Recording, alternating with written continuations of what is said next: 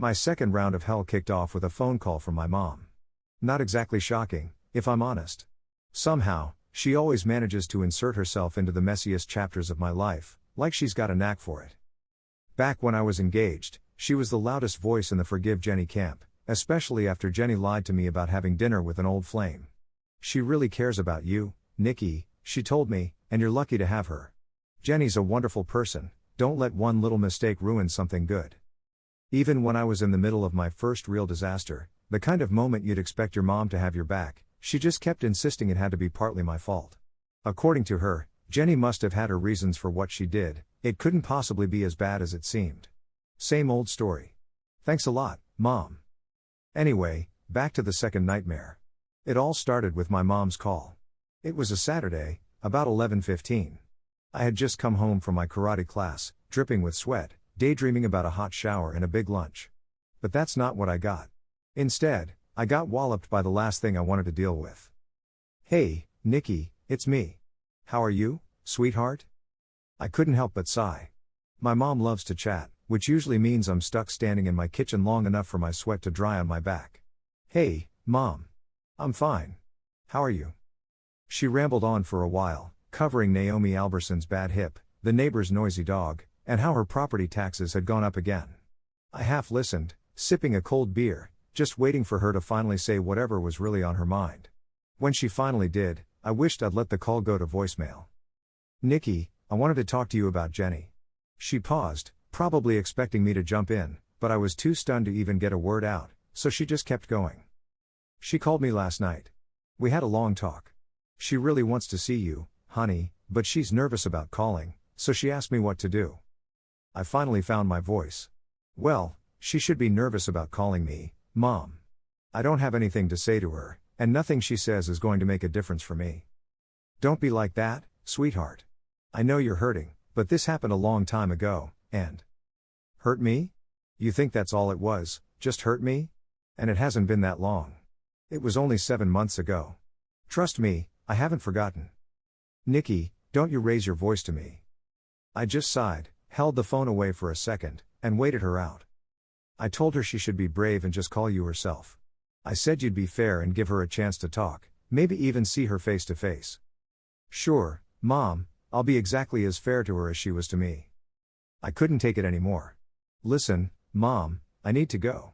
I'll call you later. I hung up before she could start in again. Honestly, can you believe this? Jenny wanted to see me? Just perfect. Deep down, I knew that call wasn't the end of it. My mom and Jenny, neither one of them lets things drop easily. Although I used to think I knew Jenny better than anyone, now I wasn't sure I ever knew her at all. The woman I loved with everything I had wasn't the same person who left me feeling like I'd been run over. The following week, my mom rang me up 3 more times about the same thing, and then I got a letter from Jenny. Just seeing her handwriting on the envelope sent a jolt through me, like I'd just downed 6 shots of espresso in a row. My heart was pounding so hard I needed to get out some energy, so I threw the letter straight into the trash and went outside to practice my sparring moves. Took nearly an hour to settle my nerves. A week later, I came home from work and hit play on the answering machine, not expecting anything special. The minute I heard her voice, I froze. Hey, Nick, it's Jenny. I sent you a letter last week, I hope you got it? I was hoping maybe. I leapt at the machine like it was a snake and jabbed the delete button. Honestly, I probably hit it 6 times, just wanting it gone. There it was again, adrenaline, pounding heart, all of it. Why wouldn't she just leave me alone? I changed and got out of the house as fast as I could, heading for karate to blow off steam. After that, I stopped answering the phone. I let the machine filter my calls. Over the next 10 days, there were 3 more messages from Jenny, a couple from my mom, and even one from Angela, Jenny's maid of honor. I'd always liked Angela, but as soon as I heard her voice, I deleted her message too. It was getting to be too much. Every day I came home, my machine was loaded with messages that just set me on edge. Finally, I picked a time when I knew Jenny would be at work and left a message on her home machine. I wrote it out ahead of time, keeping it as brief and clear as I could. This is Nick. I don't want to see you or hear from you. Please don't call, write, or come by. I didn't think it would do any good. 2 days later, my mom left me another message. How could you be so cold to Jenny? She called me in tears, telling me about your message. Don't you have any feelings for her? Yeah, I have feelings. I wish I didn't, but I do. If I'm honest, sometimes I imagine her in a tough spot, calling for help, and me just sitting there, rope in hand, watching and not moving a muscle. A little later, my mom left a message asking me to come over Sunday to help her move some furniture, promising lunch in return. She's still living in the old house where I grew up, and these days, she has trouble keeping up with things alone. So, I moved the couch, a couple of chairs, the TV stand, and the lamps for her. She made me tuna salad sandwiches, fussed over me, and I waited for the catch. She hadn't brought up Jenny even once, so I knew something was brewing. Sure enough, while I was munching on a brownie, I glanced out the window and saw Jenny's green Jetta pulling up out front. "Excuse me a second, Mom," I said, and headed for the bathroom at the back of the house. While my mom went to greet Jenny at the door, I slipped out the kitchen and got into my car in the driveway.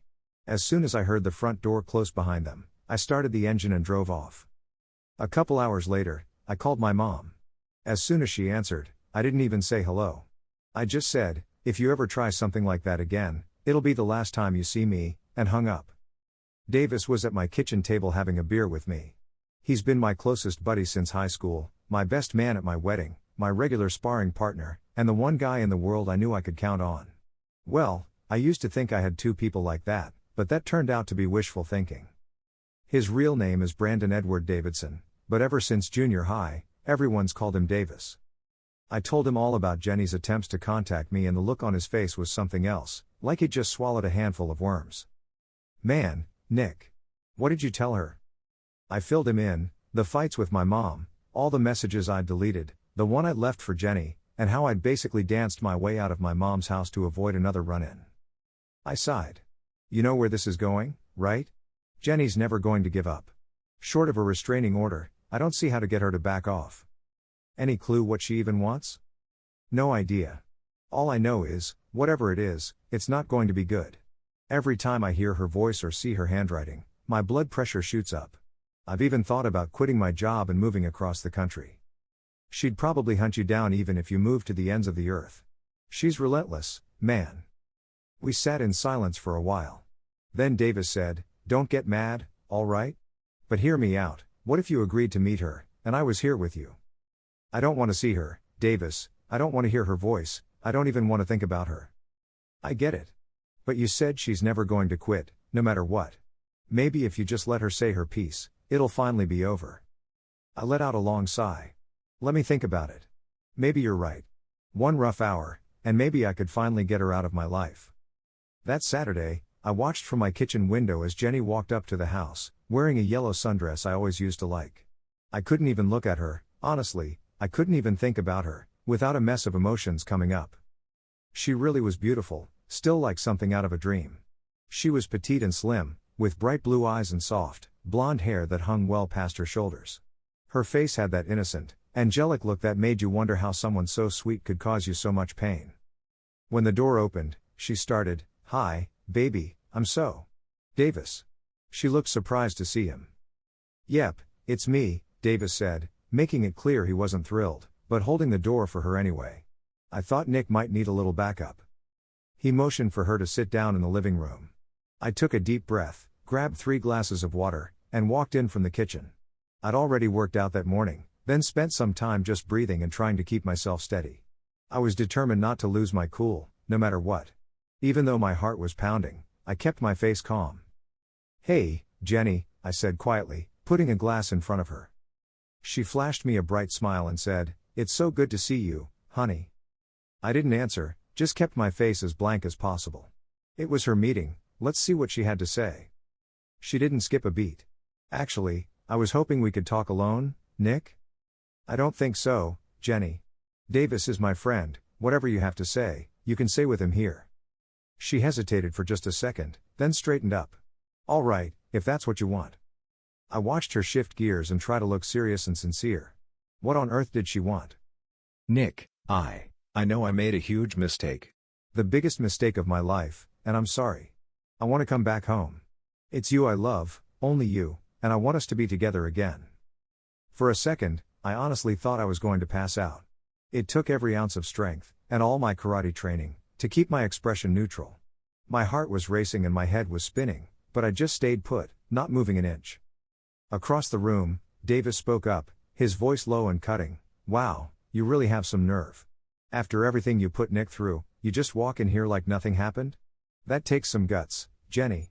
I don't even know how you can act like this. He was calm but cold, like all the warmth had drained out of his voice. After what you did, do you really think you can just act like the past is erased? You're something else. I still hadn't moved, not even a little. To be honest, I wasn't even sure I could stand up. I stared at Jenny. She looked completely thrown by Davis's anger. But she pulled herself together and forced a half-hearted smile. She just ignored Davis and looked straight at me. I know I was terrible, baby, I do. I know you must still be angry with me, and... Stop, I cut in. Just stop, Jenny. I don't want to hear any more. I stood up slowly and walked out into the kitchen, leaving behind a room so tense you could feel it in the air. I turned on the cold water and splashed some on my face, trying to get my emotions under control. My thoughts were spinning. This felt like some cruel joke, like the universe decided I hadn't had enough pain and wanted to pile on a little more. I honestly believed I'd already made it through the hardest part, but apparently, I was wrong about that. Right then, I learned something I kind of wish I hadn't. I always thought that once you truly hated someone, all the love you ever had for them disappeared. Turns out, that's not the case. I hated Jenny more than I'd ever hated anyone in my life. But, at the same time, there was a part of me that was oddly happy. My heart started racing, and I couldn't help but notice the world outside still looked bright. She wanted to come back to me. She still cared. Finding out I still loved Jenny, loved her deeply, didn't exactly make things better. If anything, it made it painfully clear that I really was living my second nightmare. After a few minutes, I dried my face, took a couple deep breaths, and went back into the living room. Jenny and Davis were sitting there in a heavy silence. Both of them looked at me, waiting. Jenny, it's time for you to leave, I said it quietly, keeping my voice as steady as I could. But, baby, No. You need to go now. You've said what you came to say. I don't want to see you or hear from you anymore. I really don't know how I can say it any more clearly than that. Jenny's face just crumpled, and she started to cry. Honey, I know I messed up, but I really thought we could. Her words faded into sobs. I couldn't stand to watch it another second. I turned away and said, Davis, can you help Jenny out to her car? Yeah, man. I got it. Without another word, I headed upstairs. As I climbed the steps, I could still hear Jenny behind me, her voice desperate and pleading, Nick. Honey, please. I sat on the edge of my bed, feeling completely numb, waiting to hear the front door close and the sound of her car driving away. When I finally heard it, I headed back downstairs and dropped onto the couch. Davis came in and sat across from me, looking a little stunned. Man. I just don't get it. He shook his head, still amazed. She really doesn't see the damage she's done. After all of it. Davis. He looked over at me and saw the tears on my face. Davis, I don't even know what to do anymore. What do you mean, man? I mean, I still love her. As crazy as it sounds, I want her back. Can you believe that? After everything, I still want her. That's when I just lost it and broke down crying, the only time in my life I ever let myself cry in front of another guy. I didn't even cry at my dad's funeral until I was by myself. I'm sure Davis felt awkward, but he was a real friend. He sat down next to me, put his arm around my shoulder, and just let me cry. I let it all out. It just hit me, I've spent all this time telling you about my second nightmare, but not the first one. You're probably wondering what Jenny actually did to me to start all this. So, I guess I owe you that story, even if it's not easy to talk about. There's an old saying about a rich guy being asked how he went bankrupt, and he answers, gradually, and then suddenly. That's exactly how my first nightmare happened, except, for me, most of the gradually part was going on behind my back. Before Jenny, I'd had girlfriends, but she made them all look ordinary. She was beautiful, funny, caring, affectionate, honest, at least I thought she was, and crazy about me. I felt like I'd hit the jackpot. Jenny was the kind of woman you'd expect to see with some pro athlete, not some average-looking 24-year-old engineer from Dayton, Ohio. We dated for almost 2 years before I worked up the nerve to ask her to marry me. Even after all that time, sleeping together, spending nearly every night at her place or mine, I was scared she'd turn me down. But she said yes right away, slipping on the ring and giving me a huge kiss right there in the middle of the restaurant. People even clapped for us. We did it all, the big church wedding, white dress, bouquet toss, Maui honeymoon. And then we settled down in a cute 3-bedroom house, ready to start our future. Well, maybe happily ever after only lasted 4 years. Life wasn't perfect. Jenny loved to go out, dancing, parties, living it up, a lot more than I ever did. One club night every few weeks was plenty for me, she could have done it every couple of days. But we found ways to make it work. Sometimes I'd put on a smile and join her and her friends for a night out. Other times, she'd compromise and we'd stay in, rent a movie, just hang out together. No matter what kind of night it was, it usually ended with us being close. She was always passionate and open, and it felt like we really belonged together. Sometimes, though, I couldn't help but wonder if she was out of my league. I mean, how did a guy like me get a girl like her? It felt like something out of a movie, like that old joke where the average guy gets the star, even though you know that's not how it works in real life. But Jenny always made me feel like I mattered. And, gradually, my doubts faded into the background. I guess that's how it goes, right before life decides to hit you with the big stuff. Turns out, the gradually part started about 4 months before everything blew up. I didn't see any of it at the time. Most of what I know now, I pieced together after the fact. Back then, I was just clueless, like the classic husband who misses all the signs. When we went out dancing, Jenny loved to dance with other guys. I didn't mind, sometimes I'd dance with someone, too, but mostly I was happy with my beer, just watching her light up the room. Jenny was gorgeous, and on the dance floor, she drew attention. One night, there was this especially handsome guy who danced with her a bunch of times. I didn't think anything of it at the time, until later. The rest of the evening went by just like usual. Jenny danced with me, got close, and when we went home, we ended up being together, just like always. Later, I learned this guy's name was Alec. And, I have to say, something about the name just bugged me. Most guys named Alexander go by Alex, maybe Sandy. But this guy needed to be Alec. Like he was different from everybody else. So, Alec decided Jenny was the one he wanted, didn't care that she was married. He tracked down where she worked, found out her last name from a friend, and made it his mission to get her attention. He was an actor, nothing huge, but big for Dayton. He'd done some commercials in Chicago, a bit of theater. He had a flexible schedule, and he used it. He scoped out her office building, figured out where people from her work went for lunch, and managed to run into her about a week after meeting her at the club. Alec played it real smooth. "Oh hey, what a surprise. Remember me? Alec, we danced at Mercedes last week," and so on. Jenny invited him to join her and her friends at lunch, and he came up with some story about why he was always in that part of town around noon. That's how it all got started, and honestly, you can probably guess most of what happened after that. The only real question is whether it took him a while to win her over, or if it happened fast. I'll never know for sure. If it was slow, if Jenny was still trying to be a good wife at first, then I bet Alec took his time, casual run-ins, then maybe a group lunch, then another a few weeks later, gradually turning up the charm. But maybe it was easy for him. Maybe Jenny was already sending signals, and Alec just picked up on them right away. In that case, I can imagine him moving a lot quicker, maybe asking her out to lunch somewhere public, and then suggesting someplace a bit more private later, like a quiet spot in the park or a hotel restaurant. However it went down, the end result was the same. Alec got what he wanted. Whether it happened in 3 weeks or 10, I'll never really know, but the outcome didn't change. What probably surprised Alec, though, was that Jenny fell hard for him. Or at least she thought she did. Who can say what was really going on in her head? I thought I understood her, once. I've got no doubt Alec was just looking for a fling. He probably never dreamed things would get so serious. Jenny was fun, beautiful, and, well, passionate, so it's no wonder he kept going back for more. But for Jenny, this wasn't just about the thrill. She started believing they were soulmates, destined to be together, swept up in that whole fairy tale idea. She probably felt that way even before they crossed any lines. Jenny was never the type to cheat just for the sake of excitement, at least not from what I knew. Then again, these past few months proved how little I actually knew my own wife. People always say that for women, it's rarely just about physical attraction when they step out. I honestly think Jenny let herself believe she loved him before anything else happened.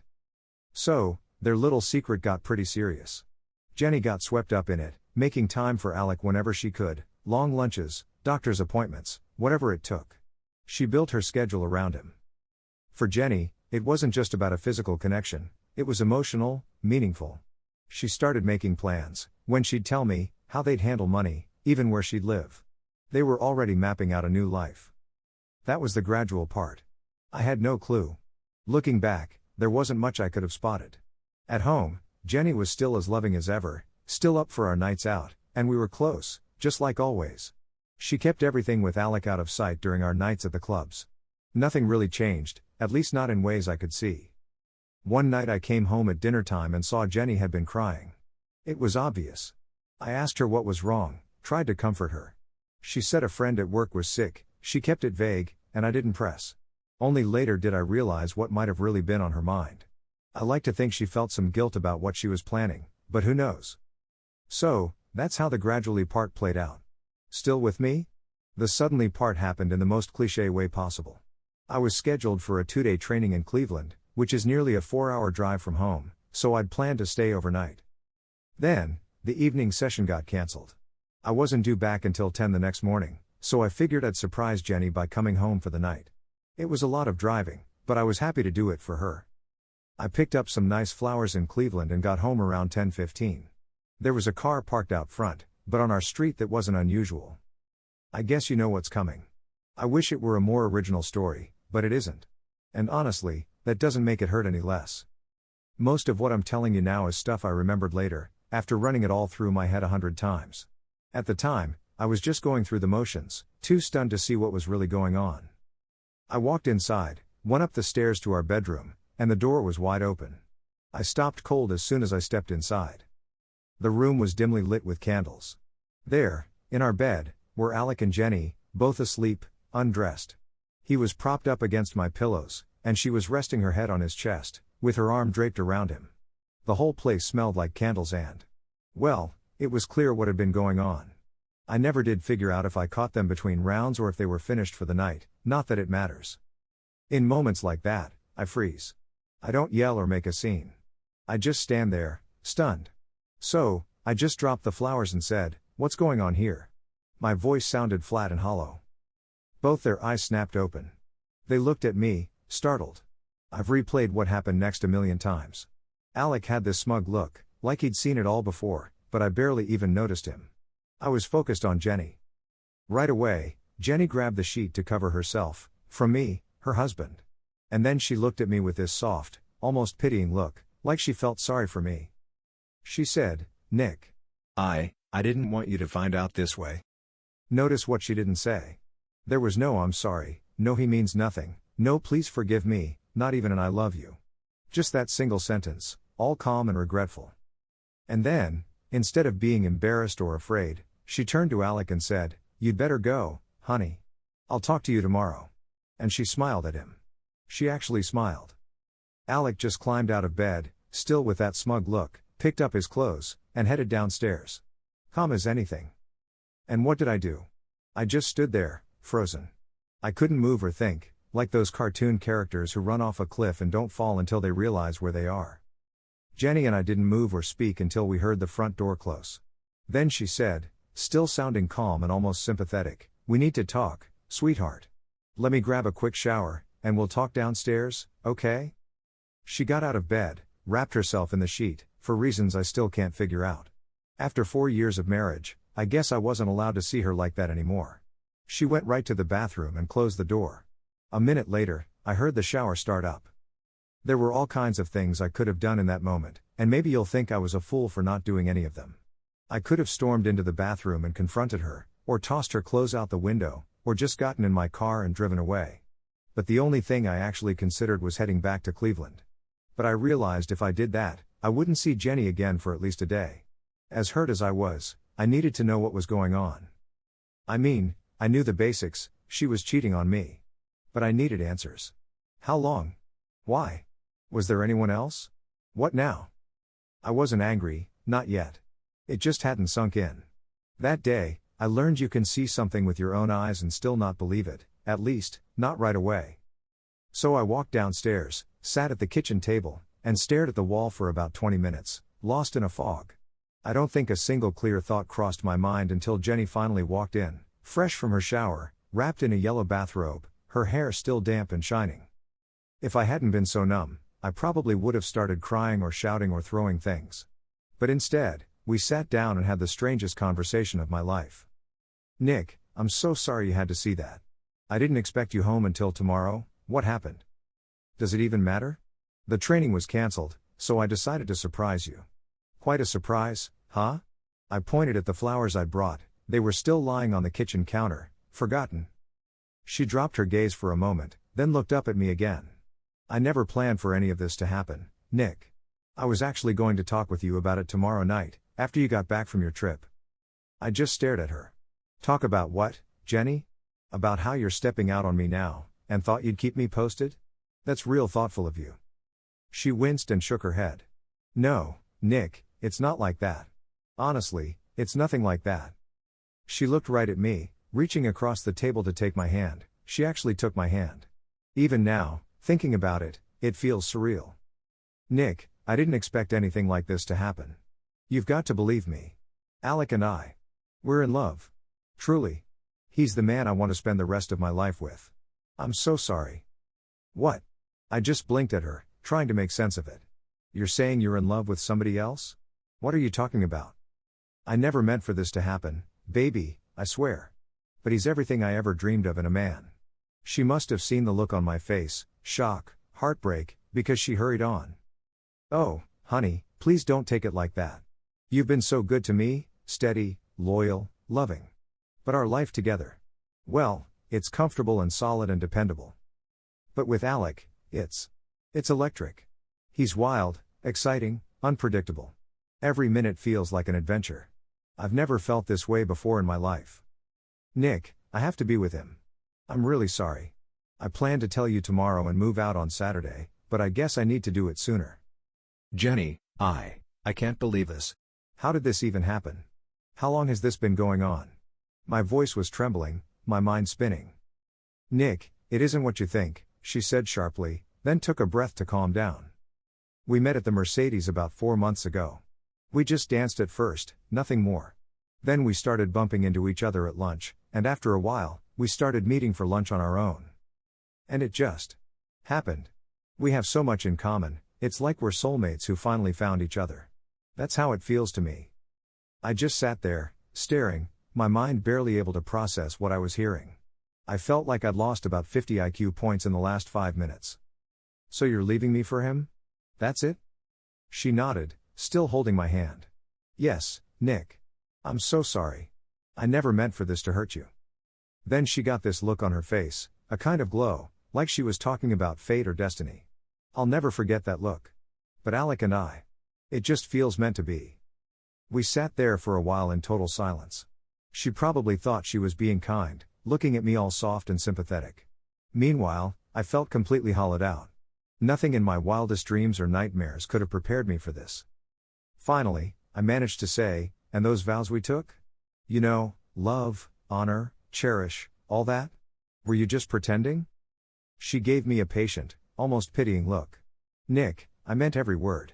I really did. I thought we'd be together forever. This is a shock for me, too. I didn't plan it, and I didn't want it to happen, it just did.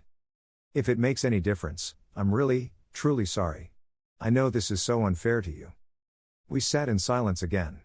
My head felt full of fog, my senses dulled, like I was watching everything from underwater.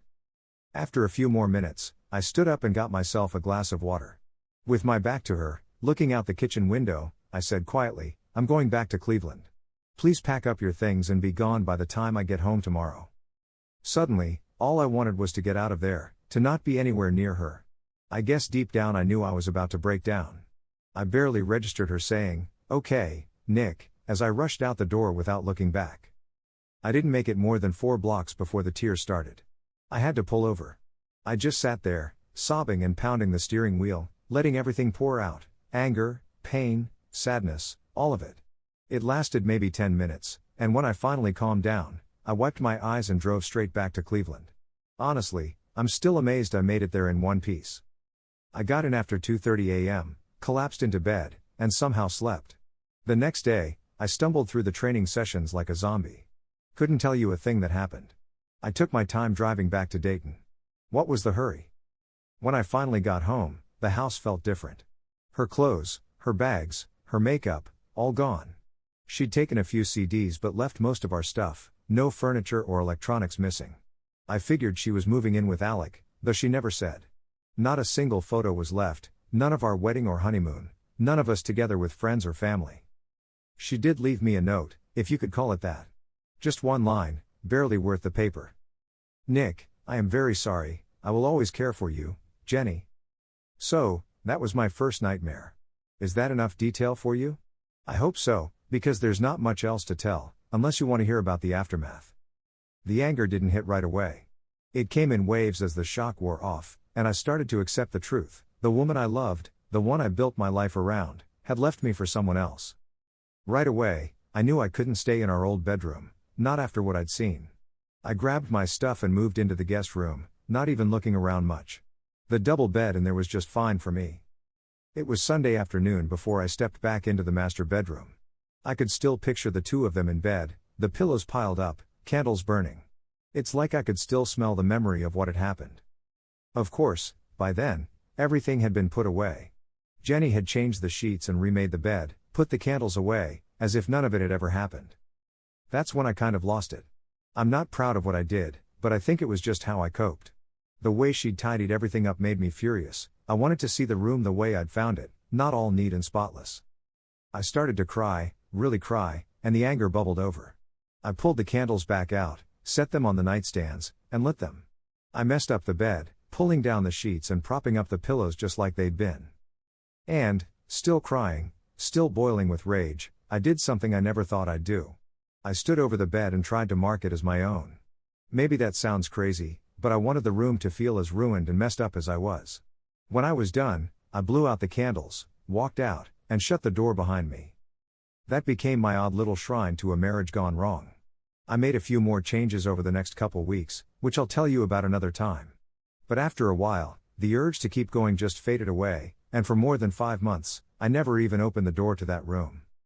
So how did I survive those first weeks? Mostly, I just kept busy. I went to work. I came home. I only told one person what had happened, Davis. He came over one Saturday, and I sat him down with a beer and told him everything. He just listened, shaking his head in disbelief, and when I finished, he just sat there, saying, "Man, I can't believe it. That's all.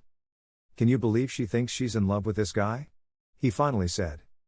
"That's what she claims. He's her soulmate, apparently. I'm just the boring, steady guy she settled for. Or so it seems."